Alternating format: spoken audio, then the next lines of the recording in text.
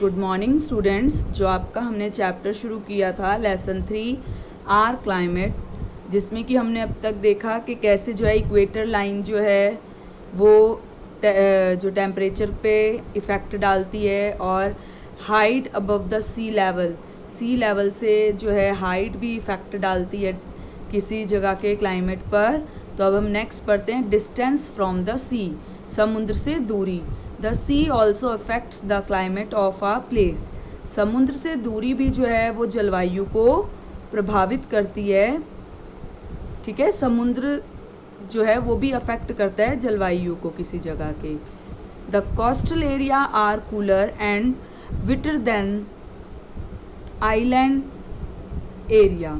मतलब कि जो तटीय क्षेत्र है, जिसके समुद्र के जो पास में तटीय क्षेत्र है, वो हमेशा थोड़ा ठंडा होगा बजाय कि एक इनलैंड एरिया के, मतलब कि जो कि उससे दूर होगा।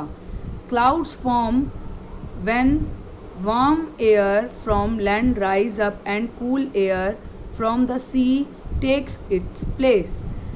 बादल कैसे बनते हैं? जब गर्म हवा जो कि लैंड से, धरती से ऊपर की ओर उठती है और उसकी जगह समुद्र से आने वाली ठंडी हवा जो है वो ले लेती है, तो इस तरह से बादल बनते हैं। ठीक है। The centres of continent are subject to a large range of temperature. मध्य भाग जो कॉन्टिनेंट का है वो असर डालता है टेम्परेचर पर।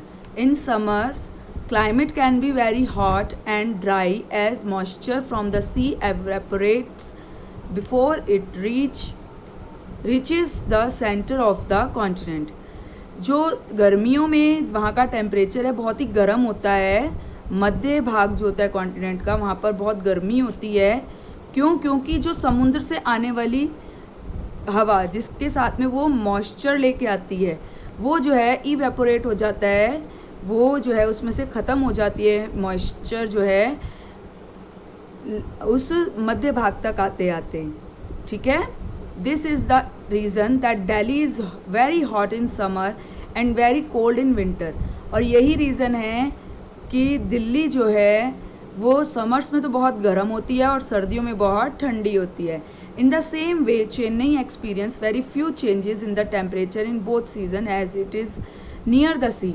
और इसी के अगर हम देखें तो इसी तरह चेन्नई जो कि समुद्र के पास है, वहाँ पर टेम्परेचर जो है सर्दी या गर्मी दोनों टाइम में जो है एक जैसा ही रहता है, लगभग थोड़ा सा फ़र्क आता है क्योंकि वो समुद्र तट के पास है। अब देखिए sea breeze and land breeze. Sea breeze क्या होती है? जो समुद्र से हवाएं चलती हैं लैंड की तरफ। जब लैंड की गर्म हवा, अगर आप पिक्चर में देखें तो लैंड से चलने वाली हवा जो है वो ऊपर की ओर उठ जाती है हवा में, और जो समुद्र से आने वाली ठंडी हवा जो है उसका जगह ले लेती है, तो उसको क्या कहते हैं? Sea breeze. समुद्र की ओर से आने वाली हवा को सी ब्रीज कहते हैं। और ये कब चलती है? दिन के समय, क्योंकि दिन के समय सूरज की गर्मी से जो हवा है वो लाइट होके ऊपर की तरफ जाती है और ठंडी हवा जो समुद्र से आने वाली उसको कवर कर लेती है उस जगह को। ठीक है। नेक्स्ट है लैंड ब्रीज। लैंड ब्रीज क्या होती है? जो लैंड से चलती हैं समुद्र की तरफ, और ये कब चलती हैं? नाइट के समय, रात में, क्योंकि लैंड ठंडा हो जाता है और हवा जो है वो भारी हो जाती है और समुद्र में जो है जो गर्माहट हो जाती है और उसकी वजह से हवा जो ऊपर की तरफ जाती है, और वो लैंड से चलने वाली हवा जो है समुद्र की हवा जो ऊपर की ओर उठ गई है उसको कवर कर लेती है। दिन में जो है सी ब्रीज चलती हैं लैंड की तरफ, और रात में इसका उल्टा हो जाता है, लैंड ब्रीज चलती हैं सी की तरफ। ठीक है। अब देखते हैं विंड्स, हवाएं। Moving air is in its horizontal motion is called wind. जो हॉरिजॉन्टली जो हवा चलती है, गति करती है, उसको क्या कहते हैं? विंड, हवा कहते हैं। Winds also affect the climate of an area. हवा भी जो है एक जगह के क्लाइमेट को इफेक्ट करती है, प्रभावित करती है। The wind can be hot, cold और मॉइस्चराइज्ड। हवा जो है वो ठंडी भी हो सकती है, गर्म भी और नमी युक्त भी हो सकती है। The wind blowing from the sea carry moisture to land.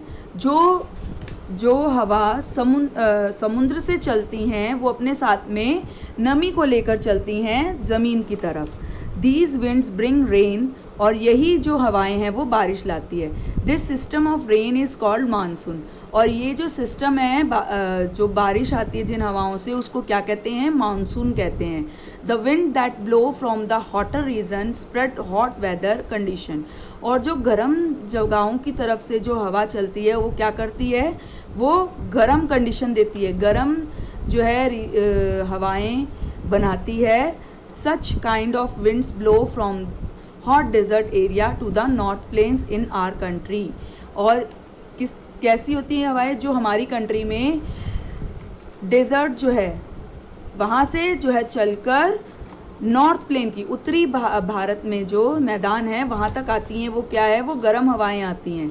These hot winds are called लू. और ये गर्म हवाएं क्या कहलाती हैं? लू. आपने देखा है ना गर्मियों में लू चलती है. In winter, when there is snowfall on high mountains, the winds bring cold waves to the plain area. और जब सर्दियों में पहाड़ों पर बर्फ गिरती है तो क्या होता है? जो हवाएं वहाँ से आती हैं वो ठंडी हवाएं आती हैं. किस तरफ? प्लेन्स की तरफ, प्लेन एरिया की तरफ, मैदानी भाग की तरफ. ठीक है. नेक्स्ट है ह्यूमिडिटी एंड प्रेसिपिटेशन. ह्यूमिडिटी मतलब नमी. The amount of water vapour in air is called humidity. जो पानी के वेपर्स, छोटी छोटी जो बूंदें होती हैं हवा में, उसको क्या कहते हैं? ह्यूमिडिटी कहते हैं, नमी कहते हैं. ठीक है. It also effect the climate of an area. और ये किसी जगह के क्लाइमेट को भी, जलवायु को भी प्रभावित करती हैं. The amount of humidity of an area depends on its distance from the sea. और जो है ह्यूमिडिटी की मात्रा हवा में कितनी होगी वो इस पर निर्भर करती है कि उसकी दूरी समुद्र से कितनी है. Winds from the sea carry moisture and increase the humidity of an area. जो समुद्र से चलने वाली हवाएं होती हैं वो अपने साथ जो है नमी को लेकर चलती हैं और वहाँ के और साथ जो ह्यूमिडिटी है उसको बढ़ा देती है उस जगह की. This is the reason the coastal area have a large amount of humidity. और यही रीज़न है कि तटीय क्षेत्र जो हैं वहाँ पर बहुत ज़्यादा ह्यूमिडिटी पाई जाती है. Humid airs can cause rainfall. और यही जो है नमी युक्त हवाएं जो हैं वो क्या करती हैं? रेनफॉल करती है. That is why the coastal area receive high amount of rainfall. और यही रीज़न है जो तटीय क्षेत्र हैं वो बहुत अधिक मात्रा में बारिश जो है वहाँ पर होती है. The amount and the time of the rainfall decide the climate of that area. और जो बारिश की मात्रा और समय जो है डिसाइड करती है किसी एरिया के क्लाइमेट को. The distribution of rainfall can vary from place to place. और बारिश का वितरण भी अलग अलग होता है, अलग अलग जो है जगहों के हिसाब से. ठीक है. आज हम इतना ही करेंगे. इसके साथ मैंने आपको कुछ डिफ़िकल्ट वर्ड्स जो हैं उनके मीनिंग बताई है, उसको आप अंडरलाइन करेंगे और उनको नोट डाउन करेंगे. और इस चैप्टर को जितना मैं पढ़ा चुकी हूँ उतना दोबारा से जो है पढ़ेंगे, जिससे कि आपको ये चैप्टर अच्छे से समझ आए. ठीक है. और इसके साथ मैं आपको इसके क्वेश्चन आंसर सेंड कर रही हूँ, उसको आपने neat and clean note down करना है. आज के लिए बस इतना ही. Thank you.